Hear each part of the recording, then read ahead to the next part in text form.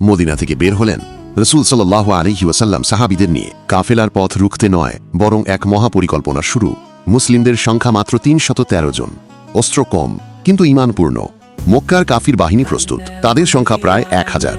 মদ, গান আর গর্বে ভরা এক শিবির, যেখানে আল্লাহর ভয় নেই। রাতের গভীরে রাসূল সাল্লাল্লাহু আলাইহি ওয়াসাল্লাম আল্লাহর দরবারে কাঁদছেন, হে আল্লাহ, যদি আজ এই জাতি ধ্বংস হয় তবে পৃথিবীতে আর তোমার ইবাদতকারী থাকবে না। দুই বাহিনী মুখোমুখি। প্রথমে ৩ জন সাহাবী রাদিয়াল্লাহু আনহুম বের হলেন, কবিতা পাঠ করে কাফিরদের চ্যালেঞ্জ ছুড়ে দেন। যুদ্ধে নেমে সাহাবারা সাহসের সাথে লড়লেন। কাফিরদের শক্তি ও সংখ্যায় ছিল অনেক বেশি, কিন্তু মুসলিমদের পাশে ছিলেন আল্লাহ।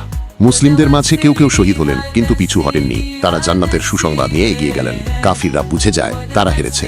ভয় তাদের চোখে, মক্কায় ফেরার পথ খুঁজছে, ভয়ের ছাপ তাদের মুখে। রাসূল সাল্লাল্লাহু আলাইহি ওয়াসাল্লাম মদিনায় বার্তা পাঠান, আল্লাহ আমাদের বিজয় দিয়েছেন। মদিনা জুড়ে ছড়িয়ে পড়ে আল্লাহর শুকরিয়া। যুদ্ধের পরে বন্দীদের কাছে পৌঁছান রাসূল সাল্লাল্লাহু আলাইহি ওয়াসাল্লাম। তিনি তাদের বলেন, আমরা যেমন আচরণ করব তা যেন তোমাদের সত্যের দিকে আনে। বদরের যুদ্ধ ছিল শুধু একটি যুদ্ধ নয়, বরং এটি ছিল ঈমান, ত্যাগ, ঐক্য ও রহমতের প্রতীক। যে জাতি আল্লাহর উপর নির্ভর করে তারা সংখ্যায় কম হলেও বিজয়ী হয়।